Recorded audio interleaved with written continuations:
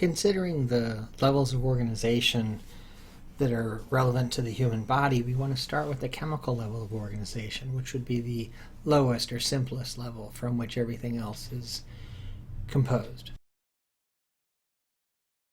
The final topic for this chapter is about macromolecules. The word, quite obviously, I think, means large molecule. And what characterizes macromolecules is that they're often polymers in structure, repeating units chained together.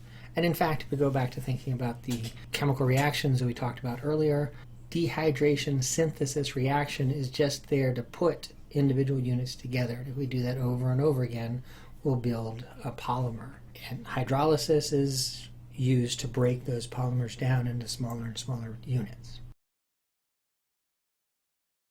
Besides macromolecules usually being repeating subunits, polymers, like I described a second ago, also we can think of, as we move towards macromolecules, taking simple organic molecule structures like carbon chains and carbon rings and adding functionality to them through atom groups like these. For example, the hydroxyl group, which is an oxygen and a hydrogen, bound to a larger molecule, gives the molecule a little bit of a polar character. The carboxyl group, which is a carbon double bonded to an oxygen and then single bonded to a hydroxyl group, gives another polar aspect to the molecule, as well as being the root of defining it as being an acid. So amino acids, nucleic acids, fatty acids, they all have carboxyl groups in them. Amino groups have what is essentially a little ammonia molecule attached to them, sodium with hydrogens bound to it. Methyl is basically a hydrocarbon functional group and is the one that is non-polar of all of these. Phosphate groups are a phosphorus atom and a number of oxygen atoms, usually 4, although depending on how many connections it has to molecules, it might be fewer. The sharing of electrons within the covalent bonds in the phosphate group is a little bit complex based on what we've already talked about here, and so the result is the phosphate group has a negative charge, or possibly a double negative charge. More than just being polar, it is a charged group, and it confers that negative charge to the molecule it belongs to. The first macromolecule to discuss is the carbohydrate. Now that term is actually pretty common in usage these days, so people understand probably what it is, but really it's what's always been referred to as sugars for the most part. The name carbohydrate comes from the fact that there is one carbon atom for every water molecule's worth of hydrogen oxygen molecules. So there's always going to be a ratio in carbohydrates close to 1 carbon to 2 hydrogens to 1 oxygen. And however many carbons there are present sort of sets up that ratio.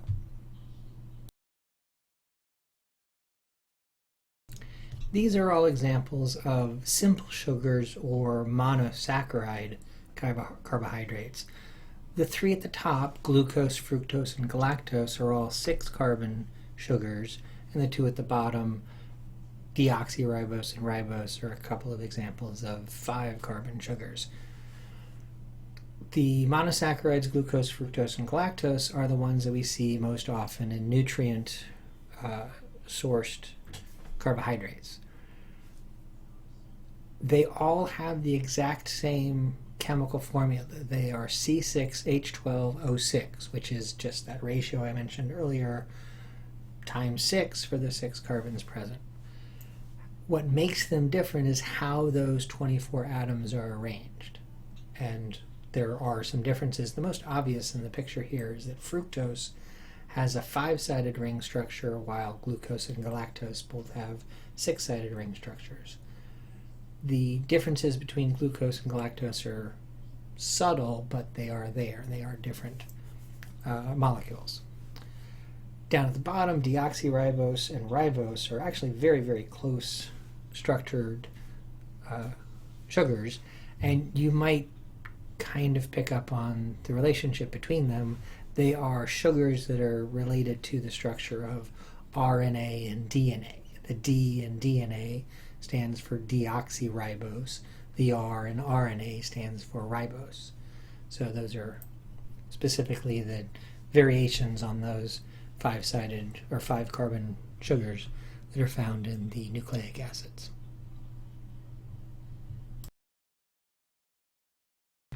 If we take monosaccharides and put them together, we make disaccharides.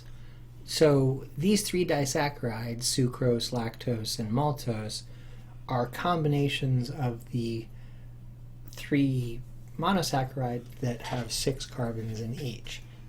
Sucrose is the pair glucose and galactose. Lactose is the pair glucose and galactose. And maltose is a pair of glucose molecules together. These are sugars that we often find in food sources. Sucrose is often referred to as table sugar. Lactose is the sugar component associated with milk. And maltose is a sugar that's associated with grain sources, often referred to just as malt, which is just a truncation of the word maltose. Finally, more complex carbohydrates are represented here. Starch, glycogen, and cellulose are 3 examples. For the most part, these are just long chains of glucose molecules. Amylose is a simple starch, just a chain of glucose. Amylopectin is a slightly more complex starch, just a branched version of a chain of glucose molecules. Glycogen is a starch-like molecule that we use in our bodies, namely in the liver and skeletal muscles, to store glucose in a large polymer form. And then cellulose is also known as dietary fiber, and it's used by plants who synthesize glucose initially through photosynthesis to make a lot of structural components of their cellular structure. We will take in cellulose as part of our diet, but we don't have the enzymes necessary to break down this complex structure. So dietary fiber is also calorie-free because we don't break it down for any additional energy. When you consider net carbs in terms of nutrition, you're subtracting out whatever components of the carbohydrates in food are cellulose because we can't get any energy out of that. So net carbs is made up of the starch or maybe glycogen type complex carbohydrates, as well as simple sugars like the disaccharides and monosaccharides we were just looking at. The next type of macromolecules to consider are lipids, what are often commonly referred to as fats. Now, they do have a polymer kind of structure to them, but it's not quite as obvious as the other types of polymers, like repeating glucose molecules making up amylose or cellulose or something like that. The polymer structure in lipids is probably most easily seen in these pictures representing hydrocarbon chains that are part of fatty acids. And so the repeating carbons in the chain would be essentially the polymer. One way of thinking of it is just repeating methyl groups over and over again. Now, this is showing us 2 different types of fatty acid chains. What makes them, again, fatty acids is that they have the carboxyl group, which is represented at one end of the chain there, the C double bonded to an O, and then bonded to an O and an H, or hydroxyl group. These 2 fatty acids are different because of the presence of a double bond in the middle of the chain at the bottom. A fatty acid chain, or really a hydrocarbon chain, with at least one double bond is called unsaturated. The reason it's called unsaturated is because it has fewer hydrogens than it could have if it were not unsaturated. Or, to think of it this way, saturated fatty acid chains are saturated with hydrogen. The chemical reason behind it is the presence of the double bond. And by putting a double bond between two carbons in the chain, that takes out the possibility of having the hydrogens attached to those carbons that seems to be missing in that bottom picture. When we think about saturated and unsaturated fatty acids, we usually think of them in terms of good fats and bad fats. Unsaturated fats are usually thought to be better for us than saturated fats, and we tend to find unsaturated fats from plant sources and saturated fats from animal sources.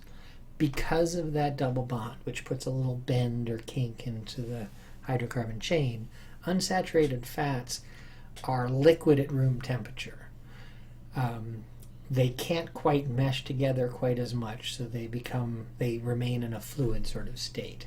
Saturated chains tend to be solid at room temperature, like butter or something like that, because all of those single chains have a lot of rotational movement possible in them, and the chains will all get wound around each other, making for a more dense, solid consistency.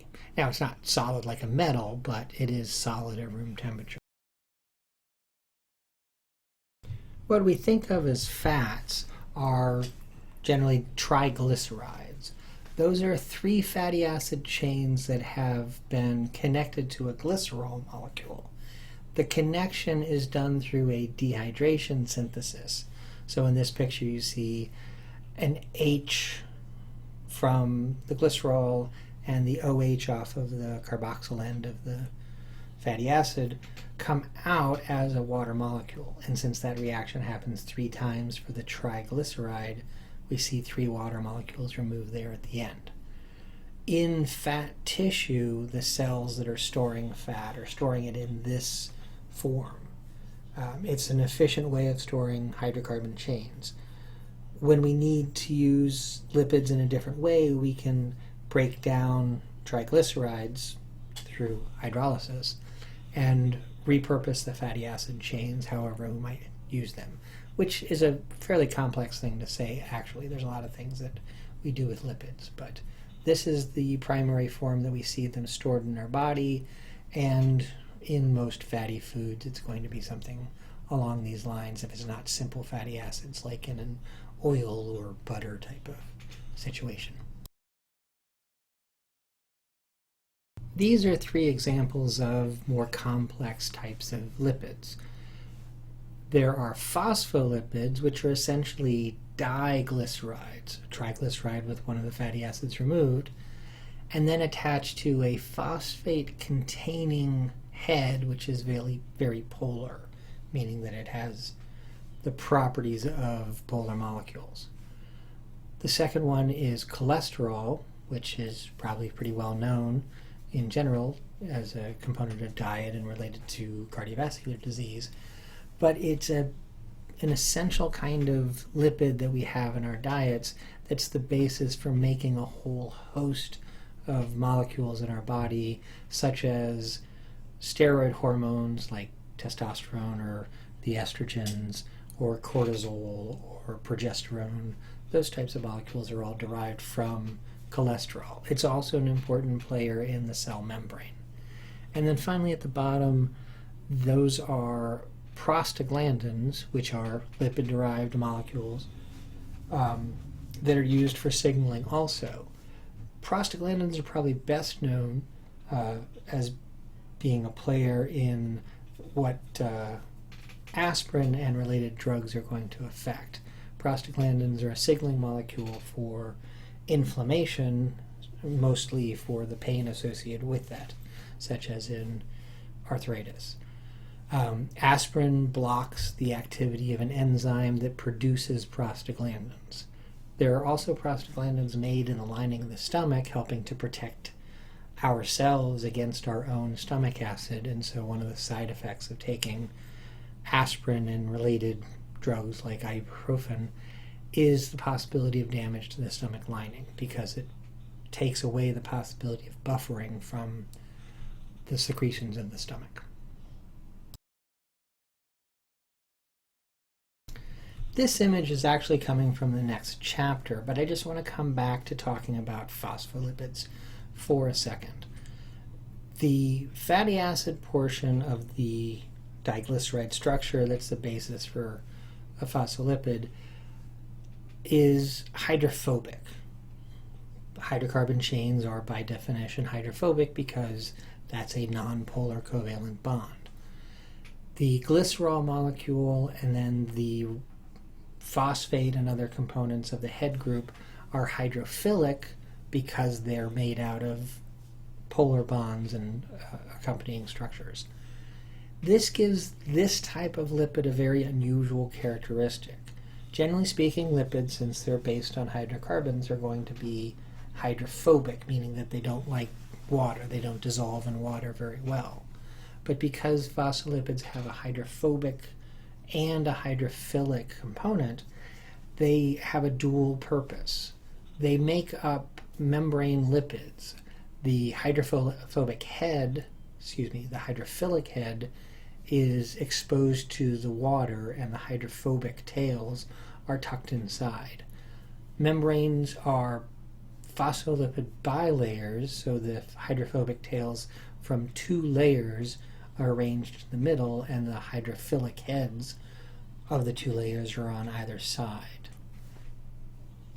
It's a very important molecule, especially for the physiology that we're going to be talking about in this course, because membranes are an integral part to a lot of physiological mechanisms that we're going to be studying. Understand the root of that is this dual property sort of structure of phospholipids. It's a lipid. It has a hydrophobic component to it, but then also the phosphate group and the rest of the head group makes that part hydrophilic, enjoying water or willing to dissolve in water. Proteins are another one of the things that is going to be very, very important for this class. Proteins are polymers made up of repeating units called amino acids. There are 20 different specific amino acids that we use to make proteins, but they all have the same basic shape, which I'll talk about in a second. By polymerizing those together in particular orders, we can generate an infinite number of possible structures called proteins. And the properties of each amino acid in the protein translates to particular properties of that protein that are unique compared to other proteins. Amino acids are fairly simple organic molecules that have a very particular structure to them. There's a central carbon, the alpha carbon, which everything else sticks out from. On one side we have an amino group, a nitrogen with a couple of hydrogens attached to it, and on the other side we have a carboxyl group, a carbon double bonded to an oxygen and then also bonded to an OH, hydroxyl type group. That's the amino group and the carboxyl group, making it an amino acid. Also, the alpha carbon has attached to it on one side a hydrogen, and on the other side, the box that's represented with the R here is the side chain. It's a variable structure, and the 20 different types of amino acids are defined simply by what is in that position. The simplest amino acid just has a hydrogen in that position, which is called glycine. More complex ones can have structures such as rings and carbon chains and that sort of thing, giving it its particular properties.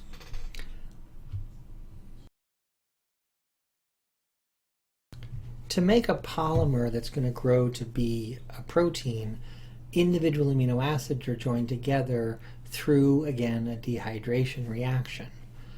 The OH from the carboxyl end of one amino acid and an H from the amino end of another amino acid come out as the H2O, leaving the carbon from the carboxyl group and the nitrogen from the amino group bound to each other. Now that carbon to nitrogen bond that we see after the dehydration reaction is referred to as a peptide bond. When we have two amino acids joined together, we refer to that as a dipeptide. It's only one peptide bond, but it's called a dipeptide because there's two amino acids in it. A tripeptide would be 3 amino acids, etc., etc. A polypeptide is a chain of many amino acids. In some senses, a polypeptide and a protein can be the same thing. Protein's a very specific biochemistry term, and it means something. Polypeptide, sometimes a bit more general usage. Now in this picture, it's a little odd the way that it's drawn. I just want to point it out. At the top, indicating where the water molecule comes out for the dehydration reaction, there are only hydrogens attached above and below the alpha carbon. At the bottom, with the formed peptide bond, now one of the hydrogens attached to the alpha carbon is represented with the R for that side chain. This isn't necessarily confusing. The side chains for the two above are just hydrogen atoms, because those would be glycine. It's just a little quirk in the way that this picture was depicted. What makes protein so incredibly important for this course and for just generally how life exists is how specific they can be in their three-dimensional structure. And so understanding the structures of proteins is very important. I'm just going to touch on it here. You need to look at it in more depth, both through what the book writes and you can investigate it a little bit more broadly on the internet. First off, there's primary structure of the protein. That is the order of amino acids as they're laid out. Those are all bound together by covalent bonds. That peptide bond is a covalent bond, and they're held together very tightly. Then the next level of organization is called the secondary structure. Secondary structures are simple, local, three-dimensional shapes within a protein's overall structure.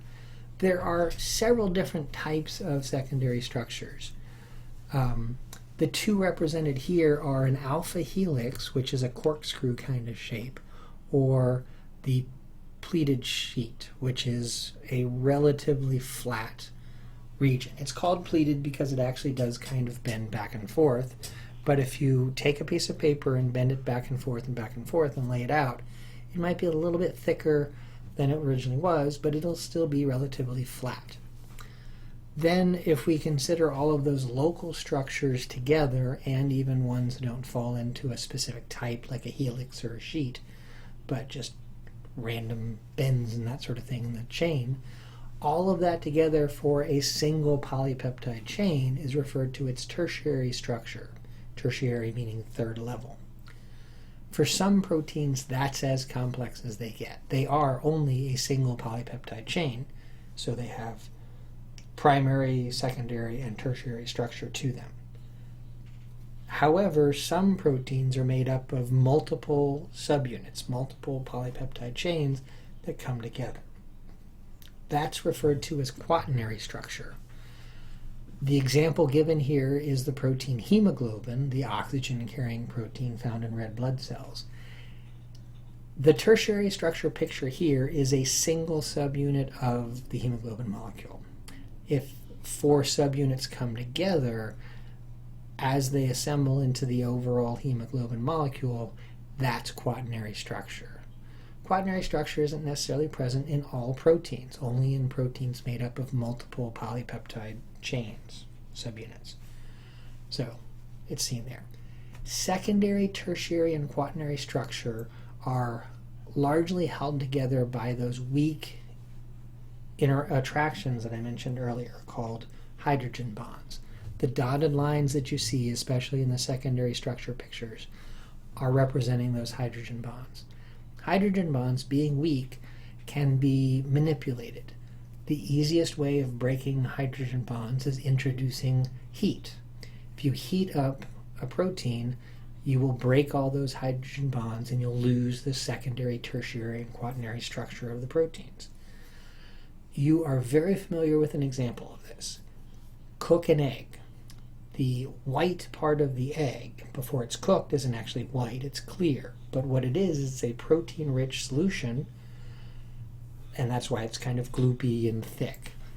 When that hits the hot surface of a frying pan, it turns into the rubbery kind of white structure because it's instantly denatured. It loses its structure, and then it instantly becomes a different structure that works together to give that protein solution a different consistency and opacity. You don't have to necessarily use heat or temperature to denature proteins. You can also use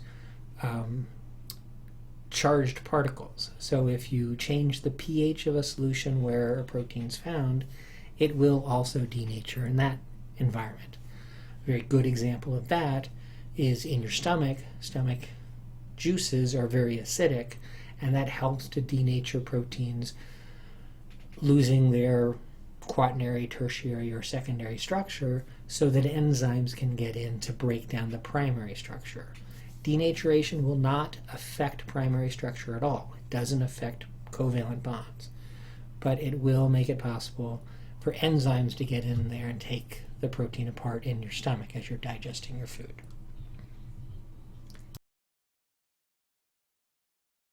The three-dimensional shape of proteins makes it possible for them to play a role in a lot of different physiological processes.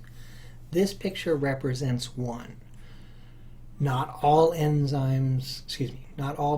are enzymes, but protein enzymes play an important role because of their three-dimensional shape. The substrates, represented in this picture by S1 and S2, can attach to the protein in sort of a puzzle piece fashion.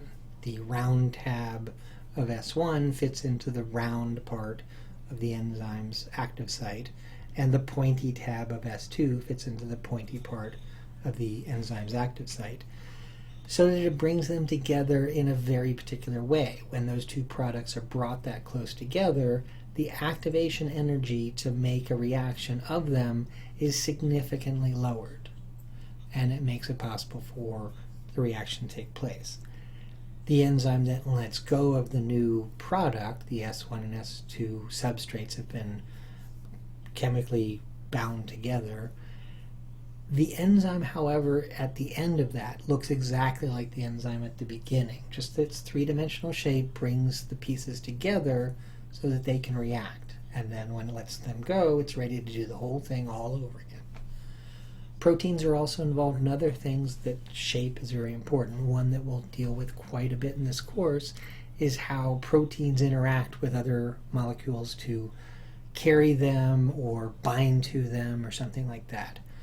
I'll refer often to the idea of a key and lock hypothesis of protein interactions.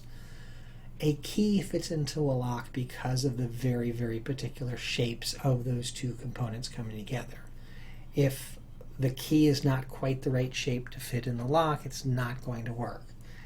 Even if you have the key that's the right brand to fit in that lock, if the teeth aren't cut to match what the lock needs, the key's not going to turn in the lock. Very, very specific structure relationship there. The shape of the key and the shape of the lock have to match perfectly. And we're going to see that over and over again with the proteins.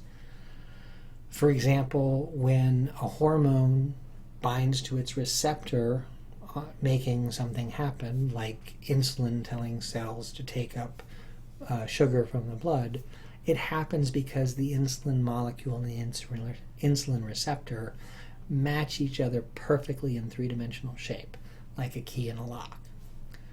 Something else trying to bind to insulin or the insulin receptor won't be as effective, or might not be effective at all because they're not the right shape. Very important to have that idea down. The final type of macromolecule that we want to consider is a nucleic acid. Now, the two major nucleic acids are DNA and RNA. The NA in both of those abbreviations stands for nucleic acid. However, we want to consider another thing about nucleic acids that's going to be very crucial for understanding this course. Now, nucleic acids are slightly different from the other ones, mostly in that you don't see any reference to nucleic acids on nutrition labels. When we talk about nutrient molecules, macromolecules, we're talking about sugars, fats, and proteins. While there are nucleic acids present in the food that we eat, they're not present in the kind of quantities that are going to have a nutrient-rich effect in our body. But still, they're a type of macromolecule.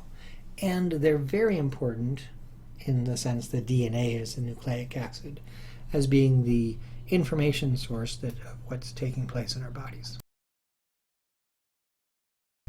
Nucleic acids like DNA and RNA are polymers, just like proteins or complex carbohydrates are. The individual unit of a nucleic acid is something called a nucleotide. A nucleotide actually has 3 separate parts to it.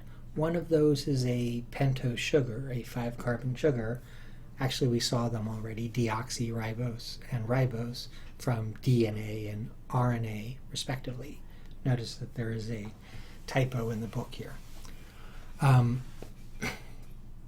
Then the pentose sugar is attached to a phosphate group. We've kind of already met phosphate groups as a functional group. And to a nitrogenous base. Now, there are 5 different types of nitrogenous bases. There are the pyrimidines and the purines represented here. They are often referred to by an initial representing the name there. So C for cytosine, T for thymine, U for uracil, A for adenine, and G for guanine. Thymine is found only in DNA, uracil is found only in RNA. Adenine, guanine, and cytosine are found in both. So there are 4 nitrogenous bases found within a particular type of nucleic acid in the polymers. 2 are pyrimidines and 2 are purines. These bases, represented by A, C, G, T, or A, C, G, and U, make up an alphabet, if you will, for the code found in your genes. Besides DNA and RNA, an important part of what's going on with nucleic acids is represented in this picture. The nucleotide made up with the adenine base and ribose sugar can be attached to one or more phosphate groups. When it has a single phosphate group, it's called adenosine monophosphate, or AMP. 2 phosphate groups, it's adenosine diphosphate, or ADP. 3 phosphate groups, it's adenosine triphosphate, ATP. The bonds between the phosphate groups are referred to as high-energy bonds. When we need to store or harvest energy at the chemical level in our body, we can use ATP, ADP, AMP. And we'll often talk about the hydrolysis of ATP, where we remove the 3rd phosphate off of that molecule through hydrolysis and release energy from that bond that can be used to do all sorts of things in the body. And remember that that molecule is a monomer of a nucleic acid. We don't take it from a nucleic acid, it just belongs to that group of macromolecules. DNA is one of the nucleic acid polymers, and a very, very important one, as it's the storage medium for all of our genetic information. It is a double helix, meaning that it has a helical or corkscrew shape made up of 2 strands, and those strands are bound together across nitrogenous bases sticking out from each nucleotide along the length of the chain. The 4 nitrogenous bases are represented again by the letters A, T, G, and C. A's pair up with T's, G's pair up with C's. That way, the two strands are actually mirror images of each other. The code in one strand is repeated in the complementary code of the other strand. The specifics of the structure of DNA were elucidated by a lab in 1953. The seminal paper published by Watson and Crick at the time made an amazing job of explaining the structure of DNA and how that relates to its expected function at that point. We'll continue considering DNA more in terms of its cellular role in the next chapter, especially how DNA and genes are important for directing how our cells make proteins and express their individual characteristics. Consider this question. When you feel that you've reached an answer, hit the next button to go into the next slide, which will reveal the correct answer.